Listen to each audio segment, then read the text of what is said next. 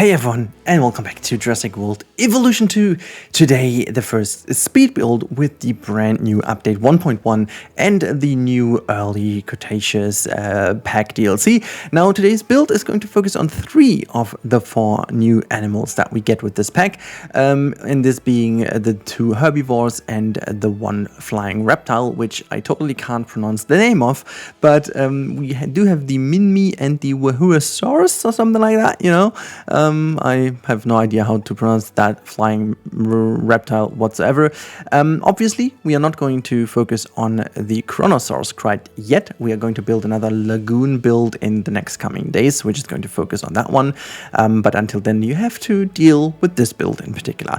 Now, this location of the build is mostly between our current garden, which focuses the smaller herbivores, and also the entrance to the carnivore area, which we are still going to focus on with the next episodes. But first of all, being this one. Now, I do have to say that I'm quite happy with how that all turned out, and I'm not sure if this is a change, by the way, that you can adjust the water level all the way to the boundary of the aviary, which acts then as kind of a little barrier to the water, which is pretty interesting to me. I'm going to show this to you a bit more in detail in the real-time part, because that was pretty special.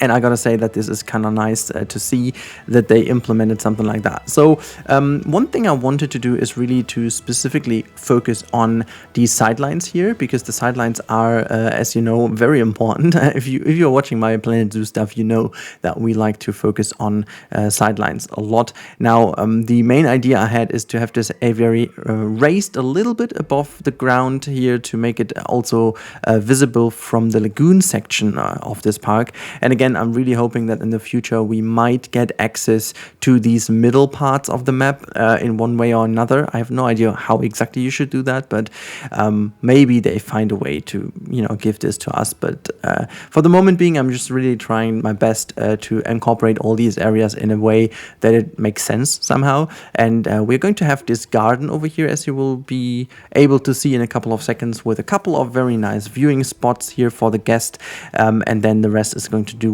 is going to be made with the fences from actually the Fish and Wildlife Association from the campaign, because that fence is most likely the most invisible, I want to say, of all of them. It's not invisible by any means, but it has the least different pillars and whatever railings to it, so that you can basically really nicely watch through it, and from a distance it nearly disappears and you only see the columns in the middle.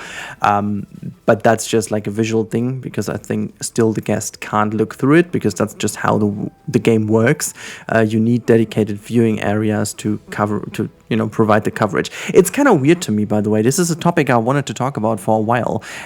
It's like, not that I don't like this. I think it's a solid thing, because you need this game mechanic. But on the other hand, it's pretty weird that these fences obviously grant a beautiful look at some of the animals, even if they're close to the path. But the game works in a way that they can't see the animals then, because the game wants them to go into the viewing stand. So I'm just a little bit, confused to how this could be solved. Like, maybe you guys have an idea, so let me know in the comments down below. But I'm always more confused than not that the fences really act like kind of viewing blocks, if you will, and you have these dedicated viewing stands. I don't know. Maybe they, could have just integrated a mechanic that people do stop alongside the fence and watch the animals if there is an animal nearby, only then, and still leverage the viewing galleries to fulfill the need of, like, specific viewing percentage of a habitat. This is something I thought about quite a lot, because, like, realistically, these fences are, if you don't use the concrete one, you can pretty much just watch through and see the animals. Like, there's nothing that just would kind of provide you a better view than that. It's weird. Anyhow, just kind of randomly speaking about this, because this just came to my mind recently. And yeah, you can see the old struggle to really get enough detail in because of that excessive brush. I think it's a good point to now talk about the 1.1 update of the game. I'm going to talk in the real-time part about these new animals, but let's first of all talk about the update 1.1. I have already shown you what is all new. If you haven't seen the video, it's linked to the top right. But, and this is a big but, I think it's a very significant and great update. There are a lot of quality of life improvements, such as the sandbox settings. Finally, we can set the animals not to fight with each other. Finally, we can set all the sandbox maps from the campaign even as sandbox maps. So that's a brilliant new feature.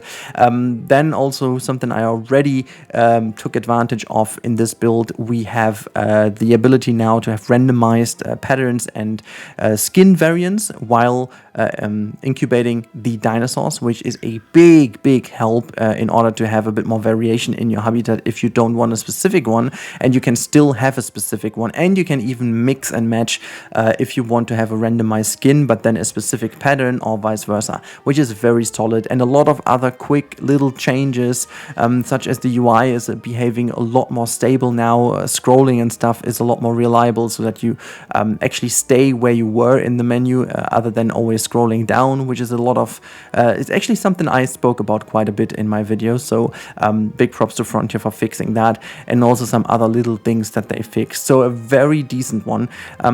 If I would be here to, you know, be a bit more vocal about one change I hope for the 1.2 update in the future, it's definitely something about the foliage. I would love to have at least a choice of like 5 to 7 trees that can be placed individually as a decoration element. I'm really not sure why we don't have them, but it would make life so much easier. And then just give us a teeny tiny hitbox for those to be able to squeeze them in between paths and stuff. It's really like we are creating so many weird open fields of basically flat deserty terrain, which, to be fair, in this desert map it doesn't really make a big deal, but it's just like I would love to have this all a bit more foresty and, you know, use the trees a lot better. This is the only big complaint I still have about this, especially for the people who can't play with mods. So yeah, coming off of this position, I do really hope that they fix this rather soon. Not gonna lie, this is something very much important. Anyways, that's it for the voiceover. I hope to see you in a couple of seconds in the real-time part.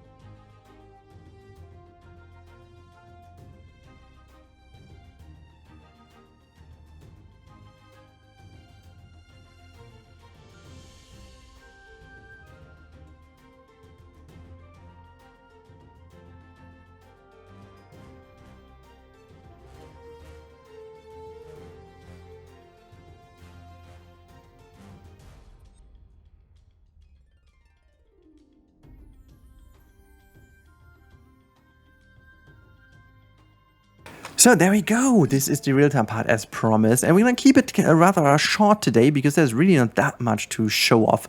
Other than having a kind of a nice little feature here by this tree growing out of the aviary. I think this is pretty cool having that, because it just kind of shows the advantage of a mesh kind of design like that one, in comparison to the glass dome, which is also insanely hot, I believe. But this one is pretty good here for the desert as well, because otherwise that would be like the greenhouse effect in there would be ridiculous. Now let's quickly talk about this design area here, or like the area design. That's the way how you would put that. So you have these two habitat sites. On both sides we do have both new herbivores, if I can find them. There you go. There we have the Wahoosaurus. I have no idea how to pronounce that one, which is a beautiful looking dinosaur, and we can just have a little looky look here. Just pause the game, look at that. This is beautiful. I mean, come on, it's such a very nice animal, and also size-wise, I'm quite happy with it. Let's quickly fly over to see if we can see one of these Minmies. I love them. They're so cute. Where are they? Where are they roaming around? Hello, look at them. They're even smaller than you would think they are. There you go. We can pause the game real quick so you can see that one. Love this pattern, by the way. Again, I have used the, the function to randomize them. Look at the little green touch here. Really cool though, also with this around these bumps. It's really looking fantastic. Really, really good. I also have some new ones in here, some other pattern ones. This is a other dark one. Look at the red and violet around here. Looks a lot more aggressive, even though they look everything but aggressive. But yeah, so just zooming out a little bit so you can see this area a bit nicer. I think it now finally starts to tie in nicely with the overall build. Like it just really shows how much you can do with it, even though we are using no mods whatsoever, and making this all look a lot more nice now by the vanilla game basically. I actually like this entrance area here to the aviary with the Jurassic Park style. Really sells the story a bit better here, I guess. So yeah, overall I'm very happy. I hope you guys are too. Let's just quickly check out our new flying reptile, which again, I have freaking no idea how to pronounce you. Let me just quickly go out of the capture mode here and fly into this one, and there you go. This is the Tsungaraptorus, something like that, and yeah, it's looking very neat. It's looking very neat. Very cool. But we talked already about this one in the other video, so there's no need to really focus on that. We will have a gigantic tour at the end of this entire build, but for the moment, that's about it. I hope you guys enjoy this, and if you want to see more of that, it always helps to subscribe to the channel so you don't miss out on new videos. It also helps me out to, finally maybe make it to my secret goal this year. I think it's not going to be doable, but 70k would be enormous. That would be absolutely fantastic. Anyways, thank you so much for watching, guys, and I talk to you in the next one. Stay safe.